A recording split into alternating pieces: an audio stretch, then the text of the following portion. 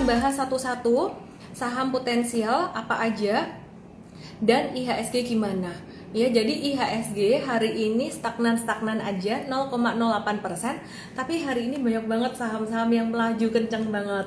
Salah satunya saham yang kita udah sering sebut di SODV, Seminar Online Diskon Vaganza, dan juga di Instagram Live, yaitu IMAS ya. Kita ada bahas IMAS tuh beberapa hari yang lalu, sektor otomotif. Nah, secara fundamental meskipun profitability dari IMAS ini kalah konsisten dengan ASII, tapi IMAS ini dalam jangka pendek justru sangat potensial sekali. Nah, waktu itu kita ada bahas tentang itu ya, dan dalam SODV, beberapa episode SODV setiap hari Sabtu itu juga ada saya bahas tentang IMAS beberapa kali, dan memang masih sideways banget gitu. Sekarang jalan. Saya juga hari ini tadi senang banget ya IMAS bisa jalan, karena saya udah beli di bawah 710 itu masih stage 1. Kalau masih stage 1 artinya masih masa sideways. Nah, kalau masih masa sideways di bawah angka 710 itu artinya kita nggak bisa tahu nunggu dia sideways itu berapa lama, breakoutnya berapa lama. Ternyata nggak perlu nunggu lama. Nah, hari ini tadi udah breakout kencang banget, dan seperti yang kita udah antisipasi sebelumnya, IMAS ya, mungkin teman-teman ada nggak yang nonton? Boleh ditulis di situ, nonton nggak kemarin waktu kita ada bahas IMAS. Nah, IMAS ini naik 24%. Besok gimana? Kalau aku lihat kecenderungannya besok masih bisa naik. Tapi teman-teman yang udah telat beli ini, jangan dikejar. Wah, tapi besok masih bisa naik, masa nggak boleh beli sih? Ya, kita fokusnya nomor satu kan meminimalkan resiko ya, jadi jangan dikejar. Nah, nanti kalau misalkan teman-teman ini IMAS ini udah 2 atau 3 hari dia naik berturut-turut, pasti akan ada koreksi, pasti ada retracement. Ada nggak kesempatan kedua? Ada banget kesempatan kedua. Contohnya kayak BMTR juga akan ada kesempatan kedua. Aku ngelihatnya patternnya bakalan mirip dengan KAIF. Nah, selain IMAS ya, tadi kita di M-Trade ada trading juga.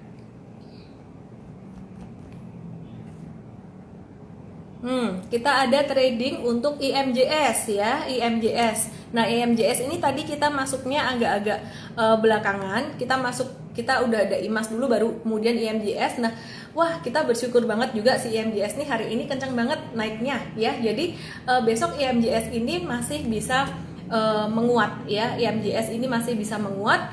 Kemudian teman-teman kalau yang telat masuk gimana? Yang telat masuk wait and see aja gitu. Jadi beberapa kali di SODV kita juga ada bahas kedua saham ini. Nah, apa sih sentimennya dari IMJS dan IMAS ini?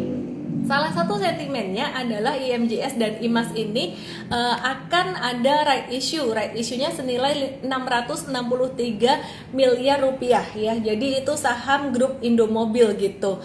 Nah, sebenarnya apakah right issue ini selalu berdampak positif untuk harga saham? Sejujurnya ya, biasanya kalau right issue itu malah berdampak negatif terhadap harga saham biasanya. Kenapa? Karena investor akan menerjemahkan right issue ini membuat nilai dari investasinya itu menjadi terdilusi. Apa sih artinya terdilusi? Terdilusi itu artinya gini loh. Misalkan ada 1 juta lembar saham. Nah, Anda punya 200.000, berarti kan Anda punya 20%. Ya, Anda punya 20%. Tapi, Anda punya 20%, kemudian ketika bagi dividen, Anda dapat banyak dong ya, karena 20% dari keseluruhan. Tapi, ketika perusahaan ini right issue, dia mengeluarkan saham baru, misalkan jadi dia mengeluarkan lagi 1 juta lagi ya, jadi 2 juta total saham beredar. Sekarang 200.000 Anda itu bukan lagi 20%, tapi jadi 10% aja. Nah, itu biasanya investor jangka panjang nggak suka dengan adanya right issue. Nah, tapi right issue ini tidak selalu membawa dampak negatif ke harga saham jika tujuan dari right issue ini adalah untuk pengembangan perusahaan. Nah, biasanya right issue yang membawa dampak negatif untuk harga saham adalah right issue yang digunakan untuk membayar hutang. Nah, untuk KRAS dan IMJS ini sendiri sebenarnya kemarin itu udah beberapa pekan ini masuk radar IM-Trade, dan saya juga ada bahas beberapa kali di live, kemudian ada bahas juga di SODV, mungkin teman-teman pada ngikutin juga ya. Ini kita bukan berdasar adanya sentimen right issue sebenarnya, kita ngelihatnya benar-benar pure technical.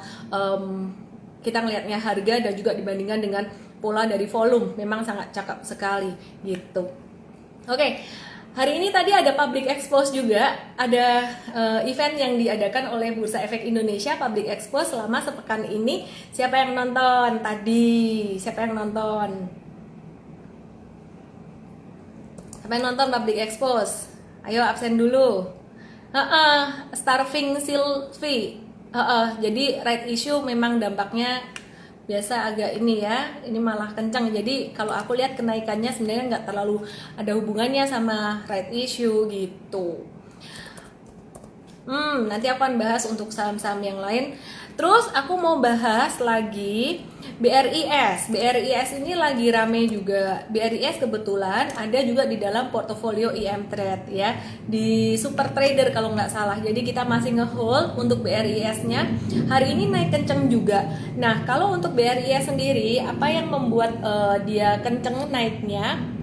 Ya, jadi laba bersihnya dia meningkat. Laba bersih BRI Syariah ini naik 229,6% di semester 1, dan ini sangat bagus sekali. Nah, jadi teman-teman ini year on year ya, naiknya 229,6% itu year on year. Oke. Kalau targetnya berapa? Kalau aku sih follow the trend aja, nggak pakai target, the sky is the only limit. Jadi kalau ditanya apakah masih bisa naik dalam jangka menengah tuh 3-6 bulan, masih bisa. Trennya masih bagus banget ini BRIS. Kalau yang ketinggalan, mendingan nunggu retracement aja gitu.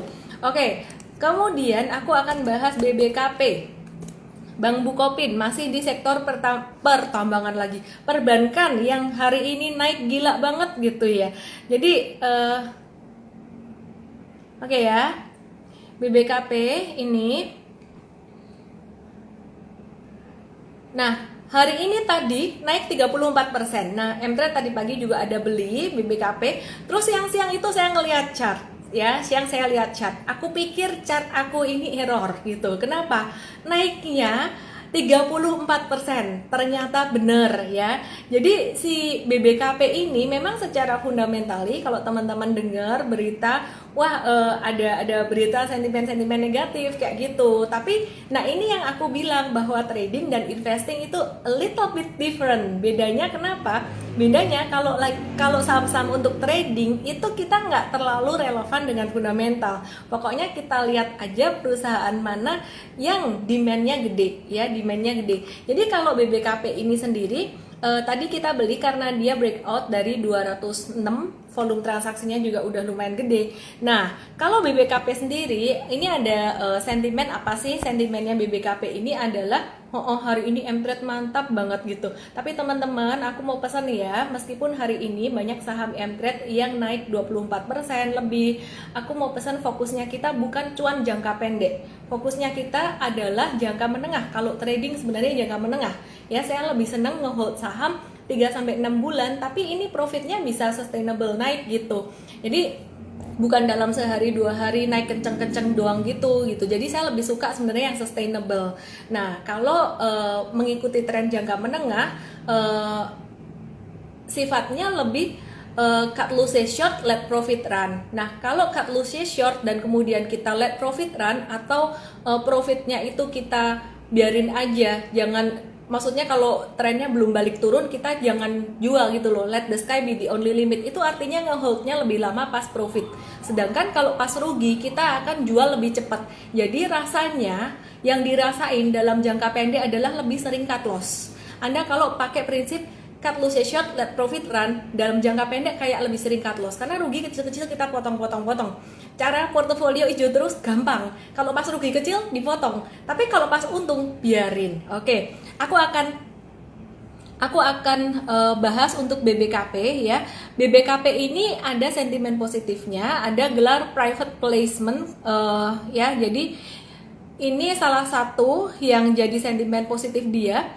Dan Bank Bukopin ini akan menerbitkan saham baru sekitar 16,36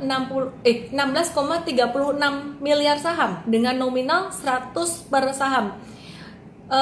Right issue ya, jadi right issue kayak tadi juga si IMAS IMJS. Nah biasanya kalau right issue itu malah sentimen negatif. Kenapa? Karena terdilusi ya. Jadi jumlah pemilikan saham kita terdilusi. Tapi ini malah naik kenceng. Jadi kalau aku bilang sih sebenarnya aku nggak terlalu melihat sentimen deh. Aku lebih ngelihat chart ya. Chart itu memberikan konfirmasi. Nah kenapa kita tradingnya real time? Kenapa trade real time nggak dikasih H-1 supaya Anda aman juga gitu.